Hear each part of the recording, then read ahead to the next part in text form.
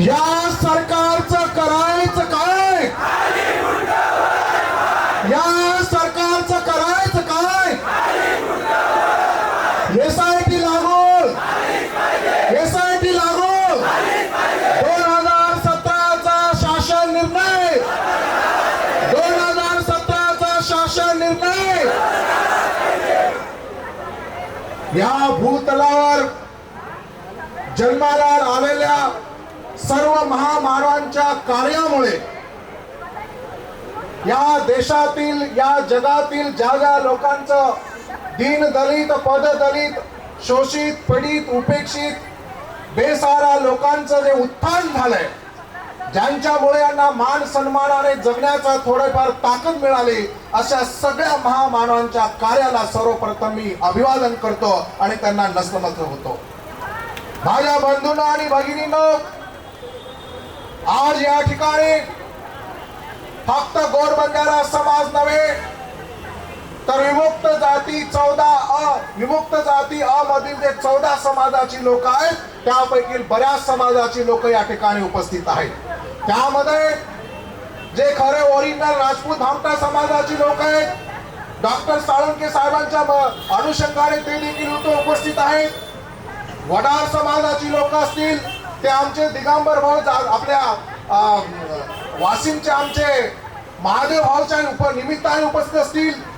कैकाडी समाजाची लोक आहेत, ते आमचे दिगंबर भाऊ जाधवच्या निमित्ताने या ठिकाणी आहेत. भामटी समाजाची लोक आहेत आणि बाकीचे पण इतर समाजातील संघटनेतील लोक इथे पदाधिकारी उपस्थित आहेत. म्हणून माझ्या बंधूंनो आणि भगिनींनो, माझ्या आधी या ठिकाणी अनेक वक्त्यांनी आपले विचार या ठिकाणी व्यक्त केलेले आहेत. म्हणून पण एक गोष्ट महत्वाची आपण समजून घेतली पाहिजे की जे काही विजय प्रोग्राममध्ये जी काही घुसखोरी होत आहे, त्या घुसखोरीमुळे नेमका आपल्यावर काय परिणाम होतो हे आपण आधी चांगल्या प्रकारे समजून घेणं फार काळाची गरज आहे. माझ्या याडी मार याडिओ मार भाईओ बहिणो, सगळ्यात महत्वाची गोष्ट अशी आहे की आपले मुलं बाळ जे 3% आरक्षण आपल्याला जे मिळत आहे, या 3% आरक्षणाच्या भरोशावर आपली मुलं बाळा कोणी MBBS ला जात आहे, कोणी इंजिनिअरिंगला जात आहे, कोणी वेगवेगळ्या नोकरीला लागत आहे. परंतु जी काही घुसखोरी आपल्यामध्ये झाली, आपल्या ठिकाणी या बोगस घुसखोरी लोकांची मुलं त्या ठिकाणी नोकरीला लागत आहेत. आपली जी मुलं नोकरीला लागत होती ती आता लागणार नाही, कारण ही बोगस घुसखोरी आपल्यामध्ये फार मोठ्या प्रमाणात झालेली आहे.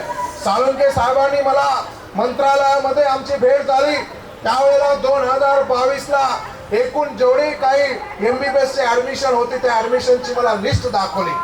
फक्त 2022 मध्ये एकूण MBBS च्या सीट मधून जवळपास 305 सीट ह्या बोगस घुसखोरींना मिळालेल्या आहेत. फक्त 2022 एका वर्षाचा आकडा लक्षात ठेवा. जर एका वर्षामध्ये जर 305 मुलं हे बोगस घुसखोरांचे लागत असतील, तर आमचे मुलं बाळ काय भीक मागायला यांच्यासाठी बसले आहेत का? ही भीक मागायला लावत आहे हा सरकार आपल्याला. म्हणून याचा कुठेतरी आपल्याला राग आला पाहिजे. एवढंच नाही तर काल परवा आमचा सचिन चव्हाण नावाचा मुलगा यवतमाळ मध्ये माझ्या मीटिंग मध्ये आला आणि त्याने मला सांगितलं, भाऊ मागच्या वेळेला एमपीएससीची ज्या वेळेला आम्ही अटेम्प्ट दिला, ज्या वेळेला आम्ही एमपीएससीची परीक्षा आम्ही पास झालो, त्यावेळेला एकूण 17 जागा होत्या आणि 17 पैकी 12 जागा हे बोगस घुसखोरांची होती. 12 लोक अवैधरित्या आपल्याकडे आल्या.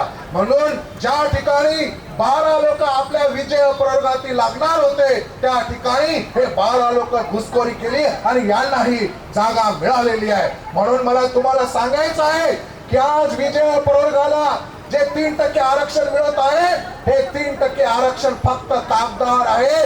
1% देखील आरक्षण मिळतो की नाही मिळत याची गॅरंटी आपण देऊ शकत नाही. या समाजातील जेवढे काही कर्मचारी बंधू आणि भगिनीने खऱ्या अर्थाने यांना मला सांगायचं आहे, अरे तुम्ही जे काय भाकर खात आहात, तुम्ही जे काय चपाती खात आहात, तुम्ही जे काय भाकर खात आहात, ती भाकर फक्त या 3%च्या भरोशावर खात आहात, हे विसरून चालणार नाही. हे 3% जर मिळाले नसते तर तुम्ही आज तुमच्या मुलाबाळांना तालुक्याच्या ठिकाणी, जिल्ह्याच्या ठिकाणी चांगलं घरदार बांधून एक चांगलं जीवन त्या ठिकाणी देतात, ते फक्त आणि फक्त 3% भरोशावर.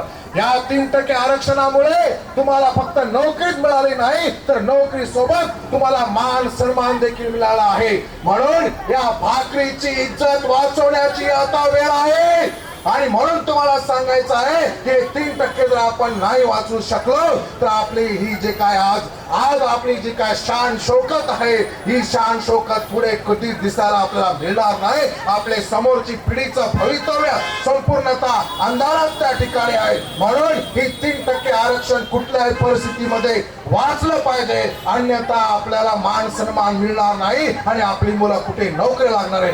काही लोकांना असं वाटत असेल की माझा मुलगा कुठे MBBS होणार आहे, माझी मुलगी कुठे इंजिनियर होणार आहे, पण लक्षात ठेवा हा प्रश्न फक्त मेडिकल साठी किंवा इंजिनिअरिंग साठीच नसून जे एखादे पोलीस कर्मचाऱ्याची भरती असेल, तलाठ्याची भरती असेल, ग्रामसेवकची भरती असेल, कुठल्याही प्रकारच्या नोकर भरतीमध्ये हे 3% आरक्षण मिळतं म्हणून आपण नोकरीला लागतो. लक्षात ठेवा ह्या संपूर्ण प्रकारच्या नोकरीवर हे बोगस घुसखोर डल्ला मारत आहेत, आपल्या समोरचं ताट हिसकावून घेत आहेत हे आपण लक्षात ठेवलं पाहिजे. म्हणून हे बोगस घुसखोरीसाठी साळुंखे साहेबांना लक्षात असेल मागील 8 ते 8 वर्षापूर्वी मी शोधत साळुंखे साहेबांच्या घरी जाऊन बसलो आणि 1 तास चर्चा केली आणि सुरुवातीचे 5 ते 7 वर्ष साळुंखे साहेबांनी ज्या ठिकाणी तक्रार दाखल केली त्या ठिकाणी फक्त गोरसेनेच्या कार्यकर्त्यांनी त्या तक्रारी अटेंड केल्या, त्या सुनावणी अटेंड केल्या आणि त्यानंतर हा लढा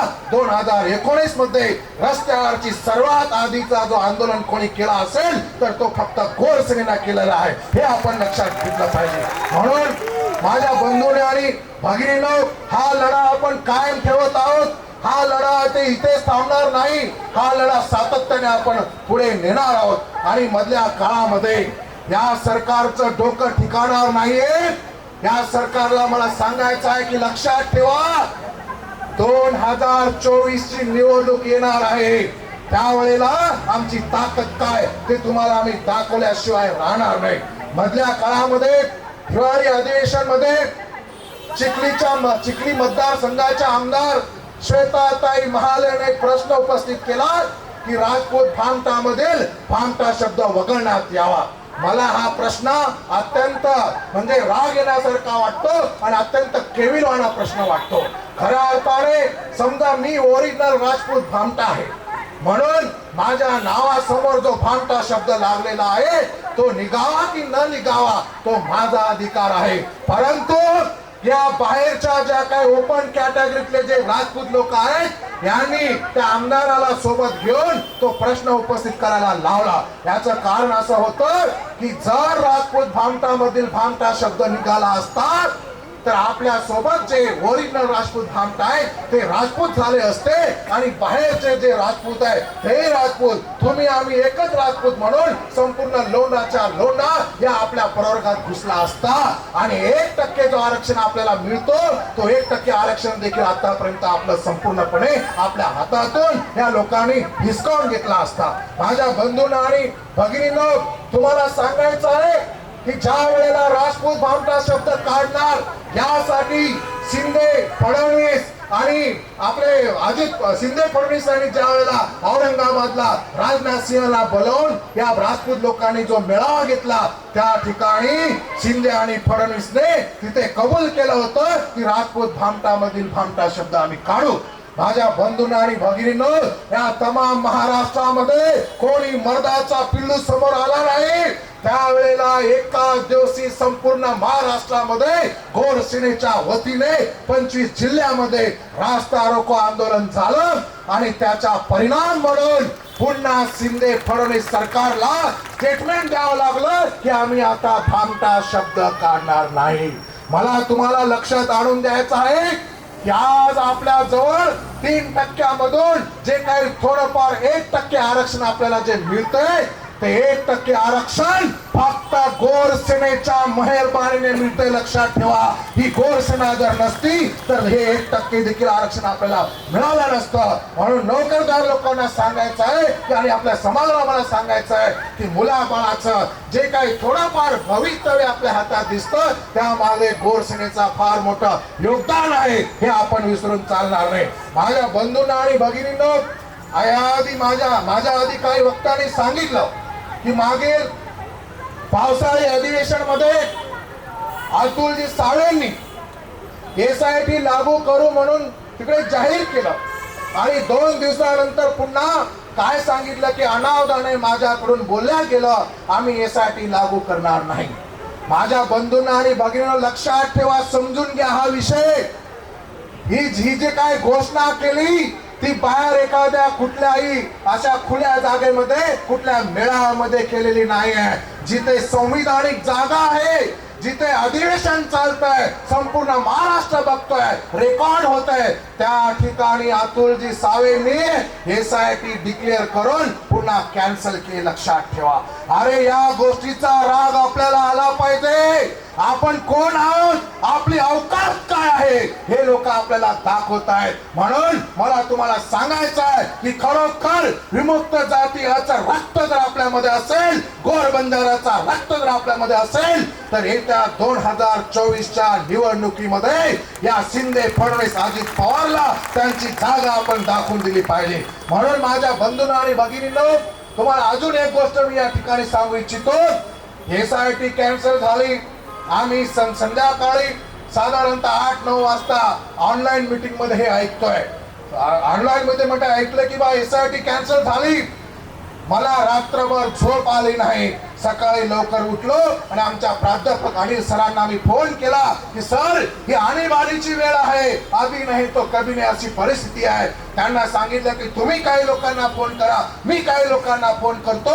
फक्त 7 वाजेपासून 10 वाजेपर्यंत आम्ही फोनवर, फक्त फोनवर 7 ते 10 या 3 तासामध्ये संपूर्ण महाराष्ट्रामध्ये गोर सेनेच्या वतीने तब्बल 35 ते 37 ठिकाणी या लोकांना जोडे मारो आंदोलन आणि त्या सोबतच यांचं प्रतिमादन आंदोलन केला आणि दाखवून दिलं की कोणी जिवंत आहे की नाही तुम्हाला माहित नसेल, पण अजून या गोर बंजारा समाजाच्या रक्षणासाठी, या विजय प्रवर्गाच्या रक्षणासाठी ही गोर सेना मात्र जिवंत आहे आणि गोर सेना तुम्हाला तुमची जागा दाखवून दिल्याशिवाय राहणार नाही. माझ्या बंधूंना आणि भगिनींनो, तुम्हाला सगळीकडे तुमच्या लक्षात येत असेल, कर्नाटक मध्ये देखील याच बीजेपी सरकारने आमच्या आरक्षणाला तिथे छेडखानी केली आणि छेडखानी केल्यामुळे आता आमच्या सुभाष भाऊंनी सांगितलं की त्या ठिकाणी मुख्यमंत्र्याच्या घरावर जे दगडफेक केली आणि त्यांना जी काय जागा दाखवून दिली, तिथे बीजेपी सरकार जाऊन तिथे काँग्रेसची सरकार जर आली असेल ती फक्त गोर सेनेच्या कारणामुळे आली आहे, ही लक्षात ठेवा. म्हणून इथल्या या सरकारला देखील मी प्राध्यापक संदेश चव्हाण गोर सेनेच्या राष्ट्रीय अध्यक्षाच्या वतीने यांना मी ताकीद देतो की लक्षात ठेवा, जर तुम्ही आमच्या मागण्या पूर्ण केल्या नाही तर कर्नाटक पॅटर्न महाराष्ट्रामध्ये राबविल्याशिवाय आम्ही राहणार नाही आणि तुमची जागा तुम्हाला दाखवून देणार नाही.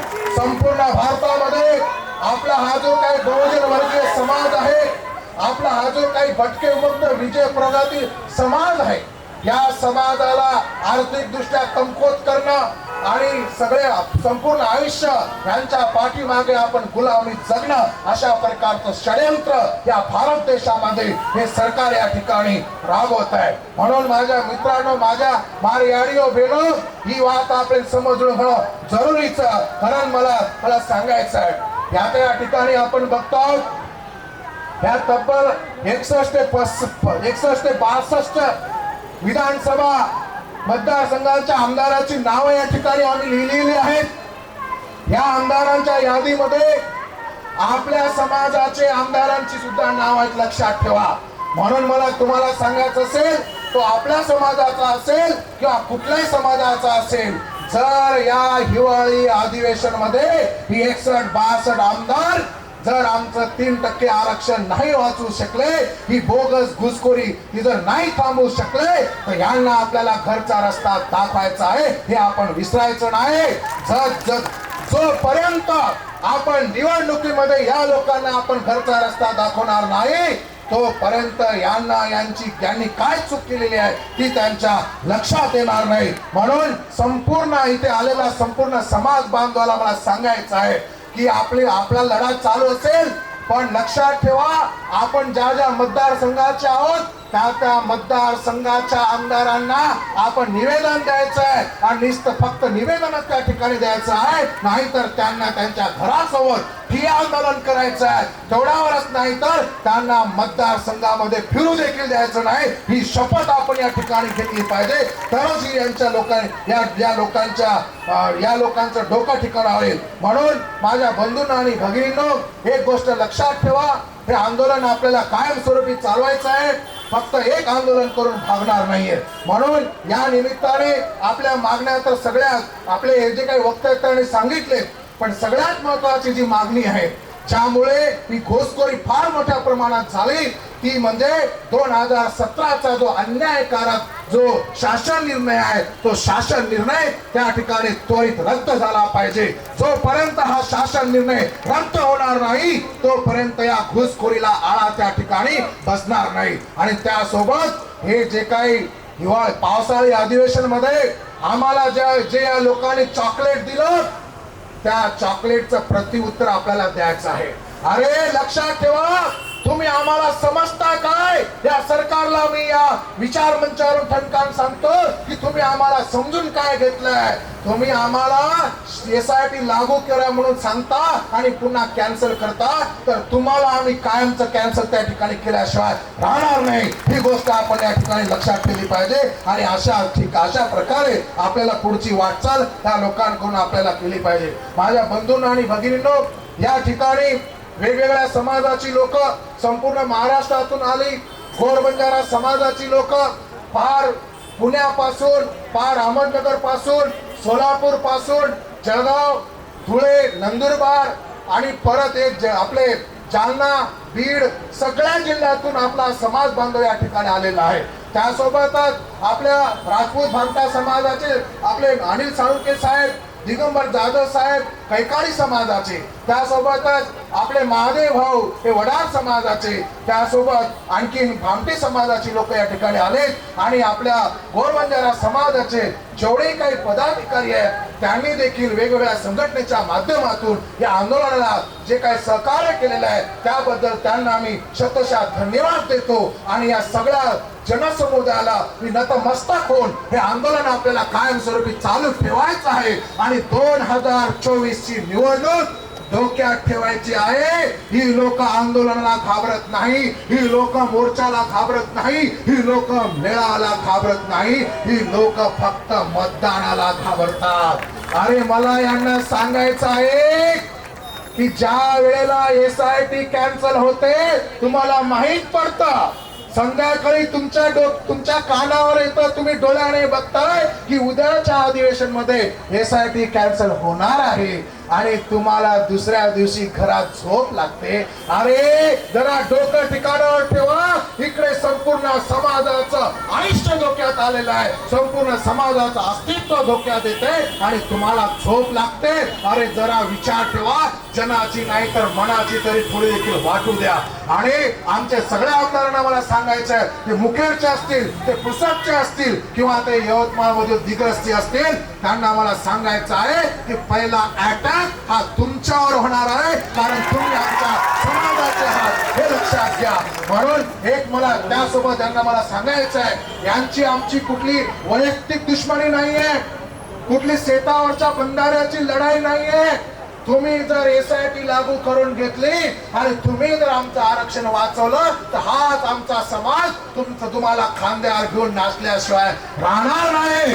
पण या हिवाळी अधिवेशन मध्ये जर तुम्ही आमच्या मागण्या पूर्ण करून नाही दाखवल्यात तर हा समाज तुम्हाला पायी तुडवल्याशिवाय देखील राहणार नाही. ही गोष्ट आपण या निमित्ताने डोक्यात ठेवायची. आणि पुन्हा एकदा सगळ्याच बंधूंना, भगिनींना, माझ्या माता भगिनींना, मार सारी याणी बहिणीनं, सारी भाई बंदेनं मग लाख लाख नवळ करूचू. आज जो आपण सहकार्य किदेचो, जो ताकद दखायचो, ही ताकद आपण कायम राखायचं आणि निवडणुकीवर ही ताकद दखावं लागेल. हे ताकदीवर रूपांतर निवडणूक तुम्ही तोच आपण जीतच नाही तो आपण जीतचे नाही. ही वात ध्यान लो आत्री सारी वात घेतोय. आज एकदा सारी न्याय कासना अभियान हरद करतोय. आता सेना धन्यवाद देतो सगळ्यांना आम्ही धन्यवाद देतो. जय हिंद, जय मानवता, जय विज्ञान, जय भारत, जय सेवालाल.